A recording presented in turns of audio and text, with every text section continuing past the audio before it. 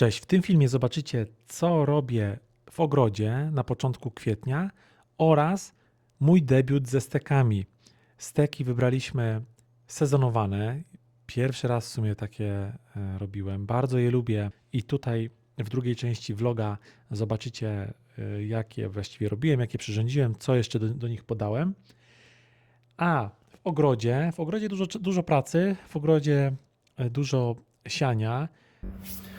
Hej, mamy dzisiaj 7 kwietnia. Pracę w ogrodzie wykonaliśmy dzisiaj następujące. Posialiśmy w końcu buraki z 5 rodzajów.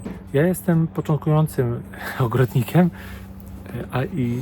i nie wiem do końca, które są najsmaczniejsze, które najlepsze są te rodzaje. Możecie mi napisać, na których odmianach buraków się skupić.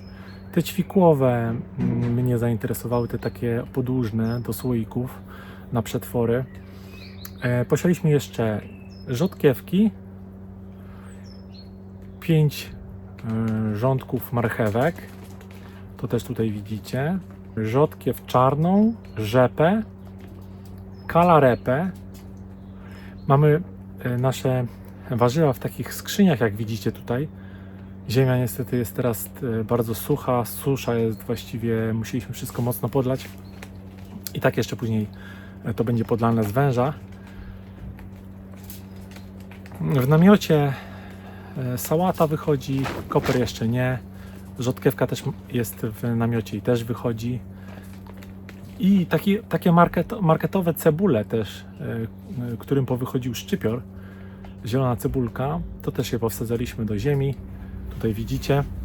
Napiszcie mi właśnie, co wy, jakie odmiany ogórków przymierzacie się siać w maju. Mam kilka na oku, między innymi Ikar, ale to dajcie znać, który jest najlepszy. Tak wyglądają pomidory 2 tygodnie od wysiewu. W międzyczasie jeszcze je pikowałem. Nie są jakieś bardzo dorodne. Trochę można powiedzieć nawet są cieniutkie. Mój dziadek ma o wiele grubsze już te łodygi i już nawet mają drugie liście. Wydaje mi się, że za płytko je posadziłem.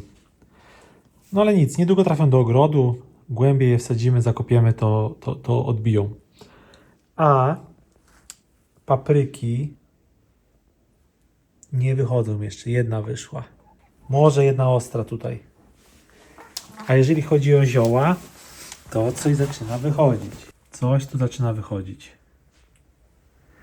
Także fajnie, no. No a pomidory widzicie.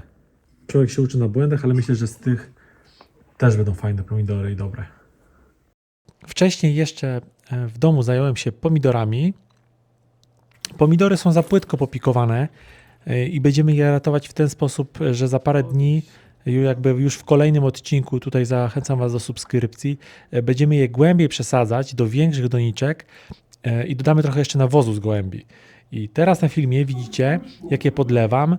Podlewam też papryki Ramiro, które posialiśmy pozyskując nasiona z takich sklepowych papryk, także normalnie można z nich korzystać.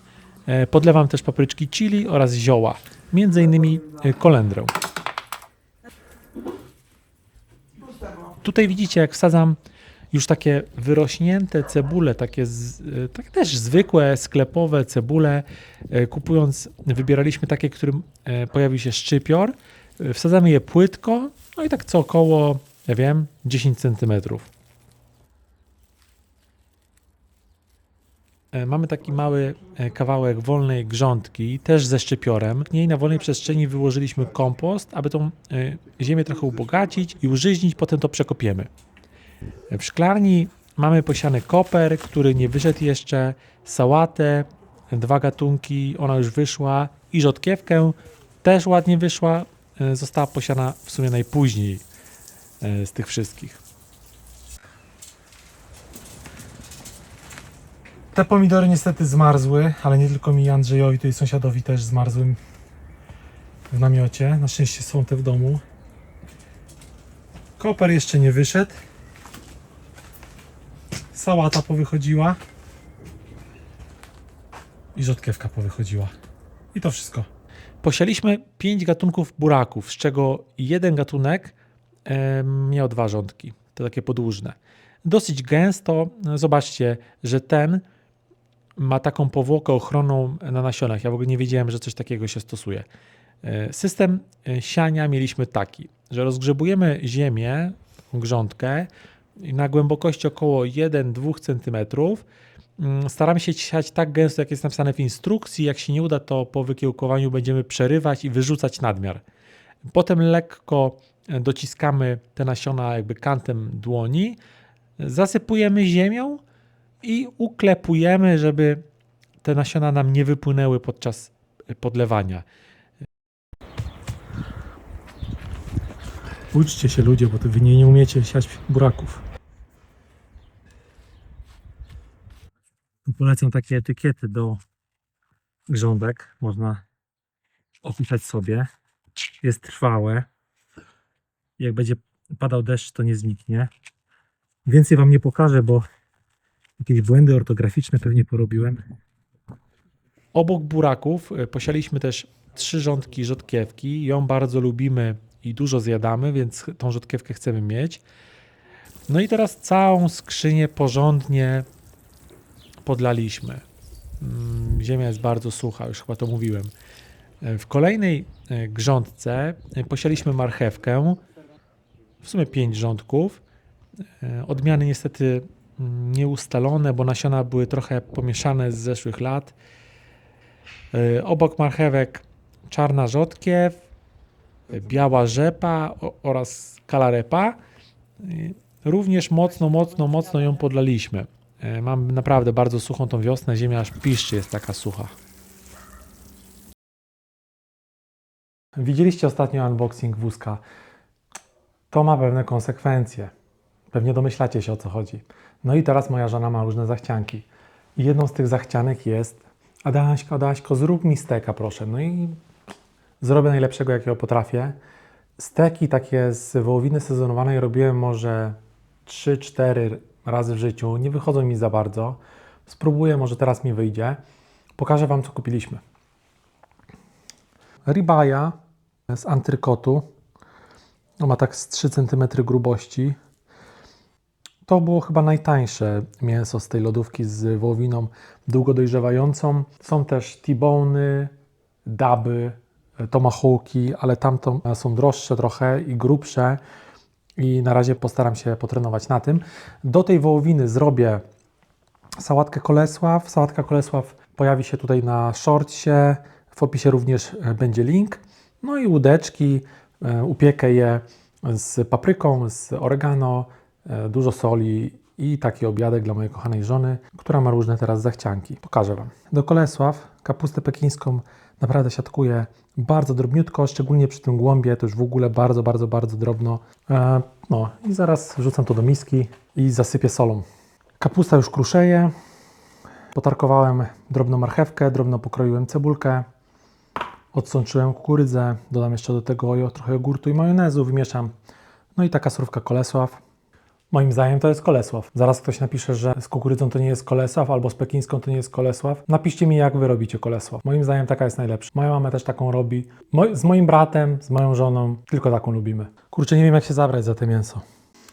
Zastanawiam się, czy nie znaleźć po prostu na YouTube jakiś przepis jakiegoś, wiecie, takiego grubasa z Teksasu, który całe życie je takie steki, wie najlepiej, jak takie coś przyrządzić. Poszukam czegoś takiego na YouTubie, jak znajdę jakiś sensowny przepis i wyjdzie, to wam podrzucę. Chyba że wy macie jakieś sprawdzone przepisy, to napiszcie mi w komentarzu, jak najlepiej zrobić takie mięso. Wiadomo, te pierwsze 20 mi nie wyjdzie, ale później może się w końcu nauczę. Dobra, wiecie co? Nic jednoznacznego nie znalazłem. Są różne przepisy, każdy mówi inaczej, każdy tyle minut.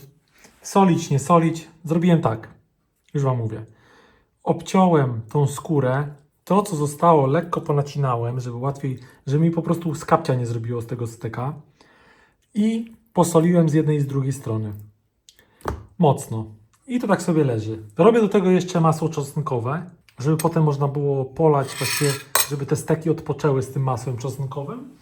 I obrałem ziemniaki, które zaraz tu odsączę i robię z tego łódeczki.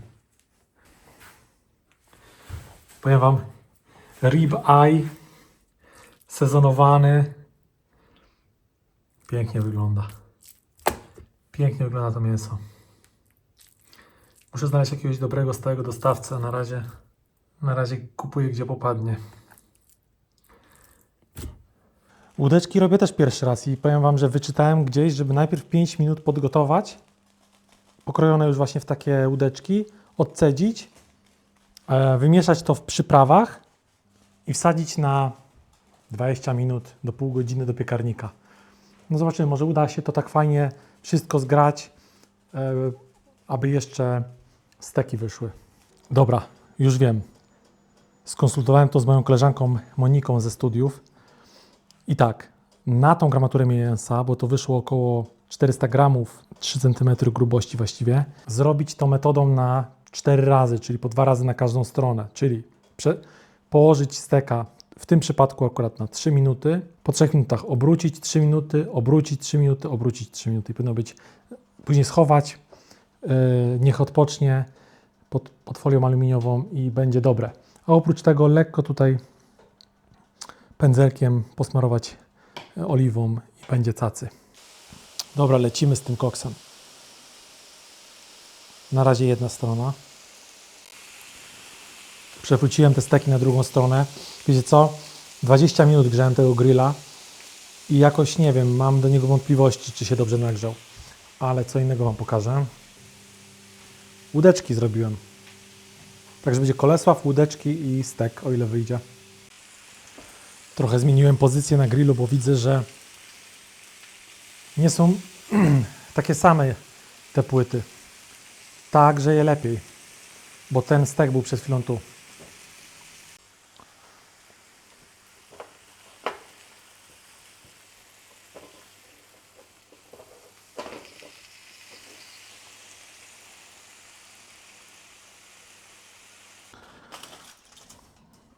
Steki odpoczywają pod przykryciem. Jeszcze chwilkę. No i do steków Kolesław. Przepis znajdziecie w opisie. I ziemniaczki. Łódeczki.